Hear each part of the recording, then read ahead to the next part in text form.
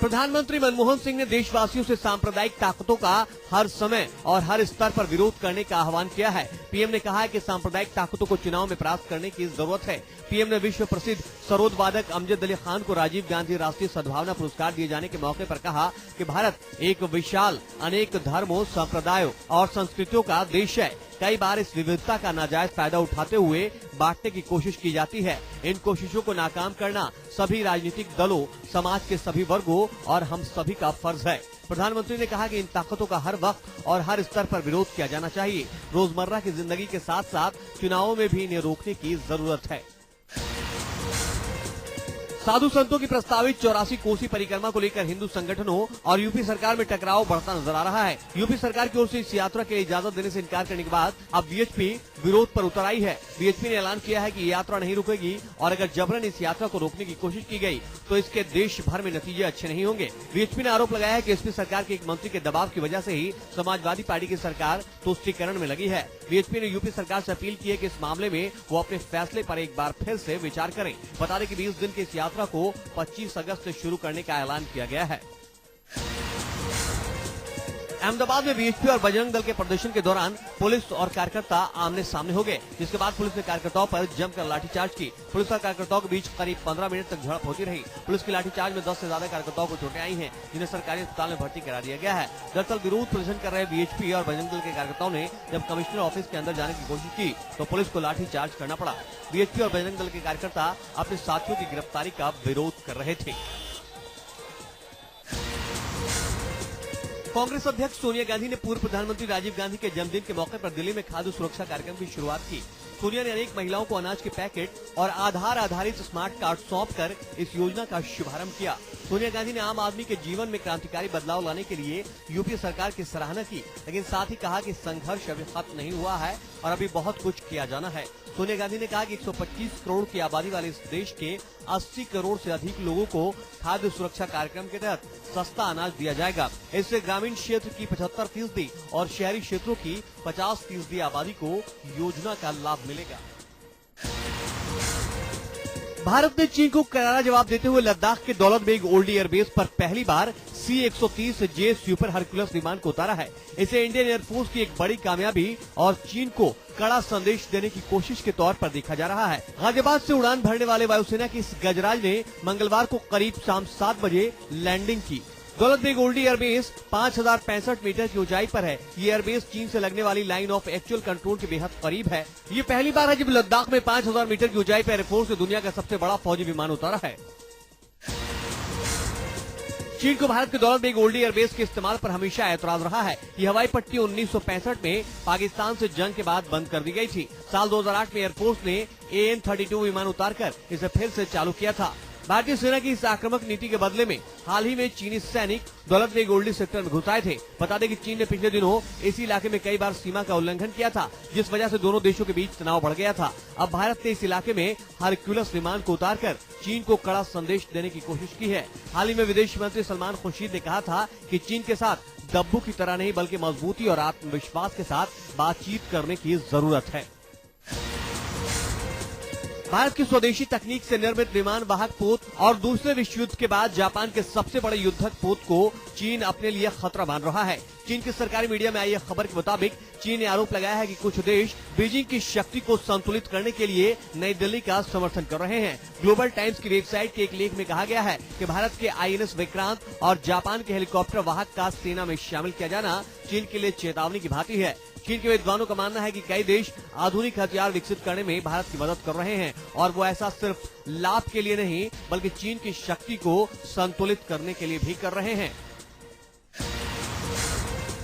पाकिस्तान लगातार cease fire का उल्लंघन कर रहा है। पाकिस्तानी सैनिकों ने एक बार फिर मंगलवार को जम्मू कश्मीर के पुंछ जिले में नियंत्रण रेखा से लगे हमीरपुर और मेंढर में भारतीय चौकियों पर गोलीबारी की, जिस पर भारतीय सैनिकों ने भी जवाबी गोलीबारी की। रक्षा मंत्रालय के प्रवक्ता के मुताबिक पाकिस्तान की गोलीबारी किए जाने के बाद सीमा रेखा के निकट मौजूद भारतीय सैनिकों ने भी गोलीबारी की। गोलीबारी करीब 45 मिनट तक चलती रही। इसमें किसी के हताहत होने की खबर नहीं है। इससे पहले पाकिस्तानी सैनिकों ने हमीरपुर और मेंढर में तैनात बटालियनों को भी निशाना बनाया, जिसके बाद भी जवाबी कार्रवाई की गई।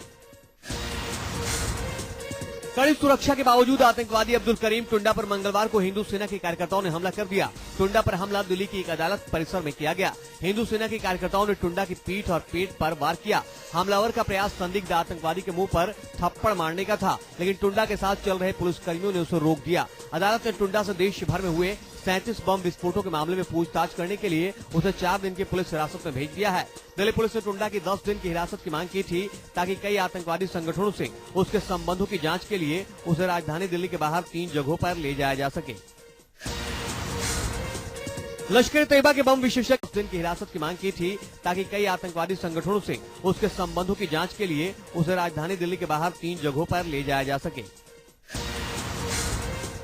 लश्कर तैयबा के बम विशेषज्ञ अब्दुल करीम टुंडा ने कहा था कि उसकी 1995 में आईएसआई के पूर्व प्रमुख हामिद गुल से मुलाकात हुई थी, जिसके बाद ही वो पाकिस्तान की खुफिया एजेंसी के संपर्क में आया था और बाद में वो लगातार गुल के संपर्क में रहा। हालांकि 1987 से 1989 तक आईएसआई के महानिदेशक रहे गुल ने टुंडा के दावों को खारिज किया है। गुल ने कहा है कि वो 1 जून 1989 को आईएसआई से रिटायर हुआ है और टुंडा ने 1995 में उससे पहचान होने का दावा किया है। उस वक्त तो वो रिटायर हो चुका था। गुल ने दाऊद इब्राहिम को नहीं जानने का भी दावा किया है। गुल ने कहा है कि उसे दाऊद का नाम पसंद नहीं है। अगर वो दाऊद से मिला होता तो उससे नाम बदलने के लिए जरूर कहता। हैदराबाद पुलिस ने कहा है कि वो अब्दुल करीम टुंडा से शहर में हुए विस्फोटों के सिलसिले में जल्द ही पूछताछ कर सकती है।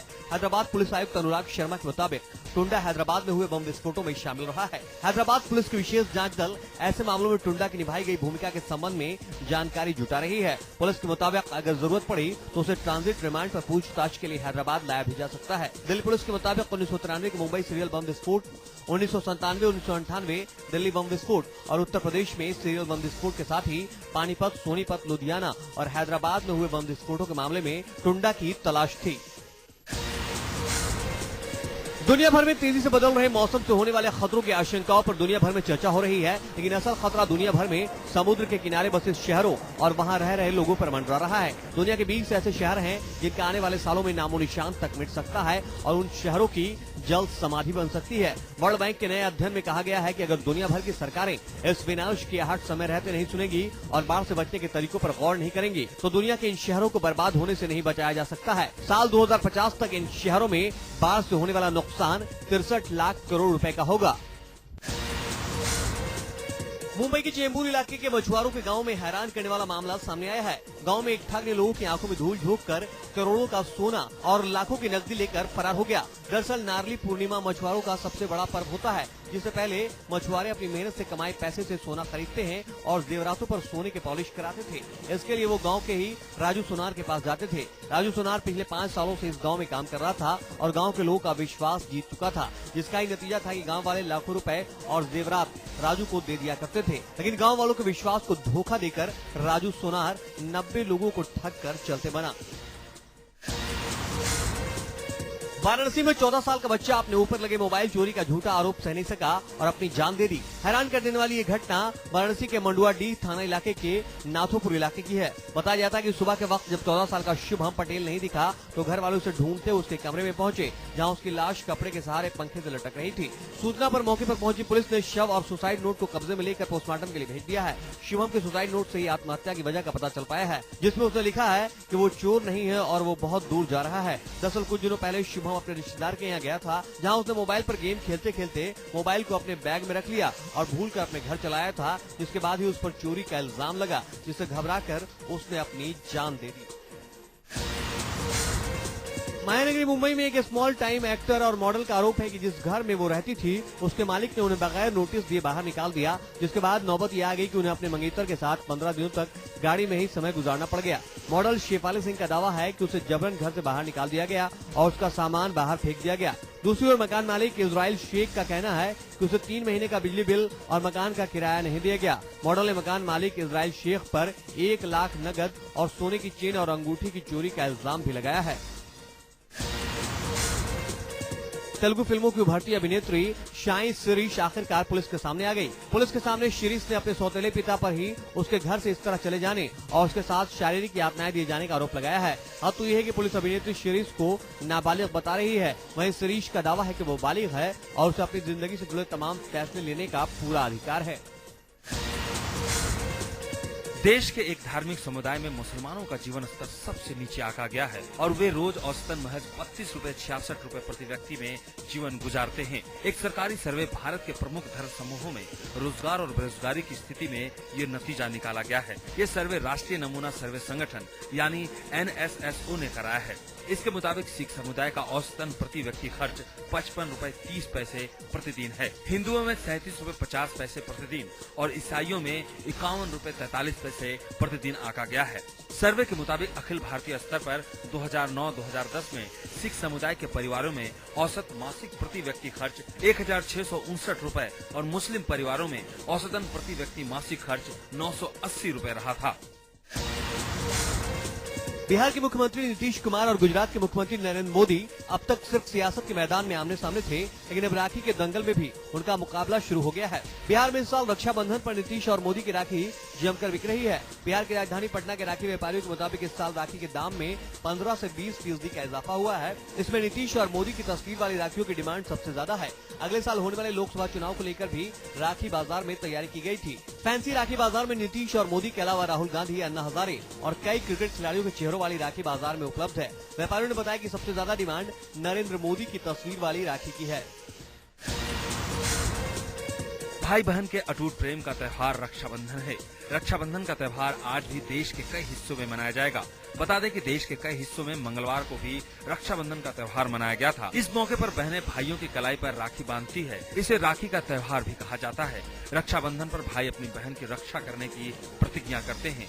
सावन महीने की पूर्णिमा को रक्षाबंधन का पर्व बड़ी धूमधाम और हर्षोल्लास के साथ मनाया जाता है। रक्षाबंधन का त्योहार मनाने के लिए कई दिनों पहले से ही इसकी तैयारियां शुरू हो जाती है। पहले राखियां सामान्य सूत और धागे की बनती थी, जिन्हें स्नेह और पवित्रता का भाव होता था, लेकिन आज बाजारों में रेशमी धागे की जगह मखमली और आधुनिक राखियां होती हैं। बॉलीवुड के दबंग खान त्योहार के मौके पर सिंसियर जरूर दिखते हैं। सलमान खान हर साल की तरह इस साल भी अपनी दोनों बहनें अलवीरा और अर्पिता राखी बंधवाने उनके घर पहुंचे। पूरा खान परिवार इस मौके पर अलवीरा के घर मौजूद था। हालांकि सलमान की कलाई में राखी बंधी कहीं नजर नहीं आई, लेकिन सलमान ने राखी को हाथों में जरूर ले रखा था। वहीं सलमान के छोटे भाई अरबाज के हाथों में राखी जरूर बंधी थी। हर रक्षाबंधन के मौके पर सलमान के तीनों भाई अपनी दोनों बहनों से राखी बंधवाने जरूर पहुंचते हैं। इस बार सलमान रक्षाबंधन से दूर रहते, लेकिन किक की शूटिंग के लिए लंदन नहीं पहुंच पाए, जिस वजह से ही वो रक्षाबंधन पर अपनी दोनों बहनों के साथ दिखे। पूर्व प्रधानमंत्री राजीव गांधी और बॉलीवुड के महानायक अमिताभ बच्चन की दोस्ती काफी गहरी थी, जिसका दायरा सियासत और सिनेमा से कहीं आगे था। लेकिन बोफोर्स कांड की सुलगती आग के बाद दोनों के बीच दोस्ती में दरार पड़ने लगी थी, जिसके बाद साथ साथ खड़े रहने वाले दो दोस्त जुदा हो गए थे।